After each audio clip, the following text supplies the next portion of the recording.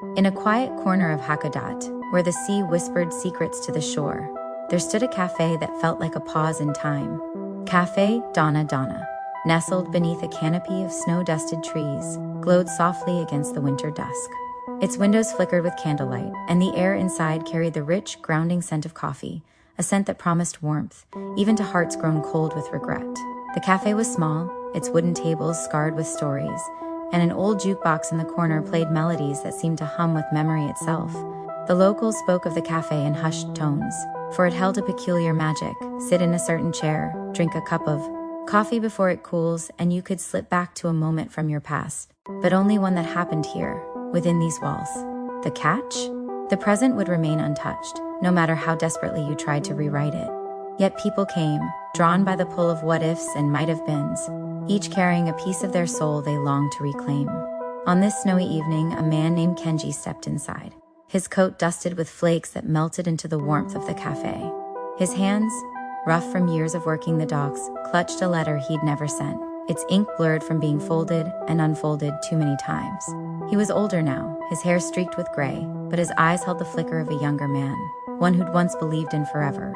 Behind the counter, Nagare, the cafe's keeper, moved with a quiet steadiness, his presence both anchor and guide. He poured coffee with a reverence that felt like a ritual, his gaze meeting Kenji's with an understanding that needed no words.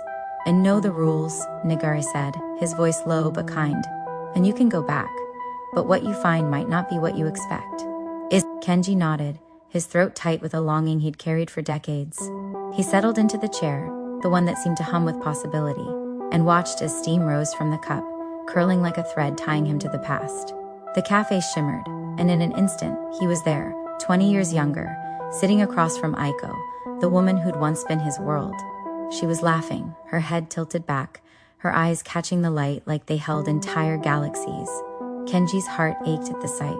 How had he forgotten the way her smile could unravel him? He'd come to say the things he'd left unsaid, to tell her he was sorry for walking away when life grew heavy. But, as he opened his mouth, Aiko reached for his hand, her touch soft and sure. "You're here," she said, and her voice was a balm to wounds he hadn't known still bled.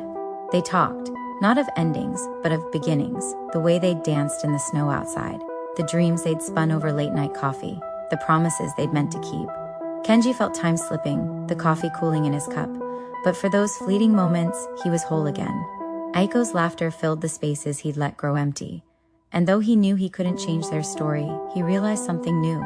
She'd loved him, even when he'd failed her, and that love hadn't faded. The cafe pulled him back, and Kenji found himself alone, the empty cup cold in his hands. The letter still sat untouched, but it felt lighter now, as if its words had found their way to Aiko across time. He looked at Nagare, who offered a small, knowing smile, and Kenji felt tears prick his eyes, not from sorrow, but from a quiet peace he hadn't known he could find.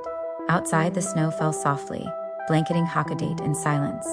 Kenji stepped into the night, the cafe's warmth lingering in his chest like a heartbeat. Café Donna. Donna stood behind him, its lights glowing, ready to welcome the next weary soul with a cup of coffee and a chance to remember what matters most. Some things couldn't be undone, but in those stolen moments, Kenji had learned that love leaves echoes, and sometimes hearing them is enough to keep going.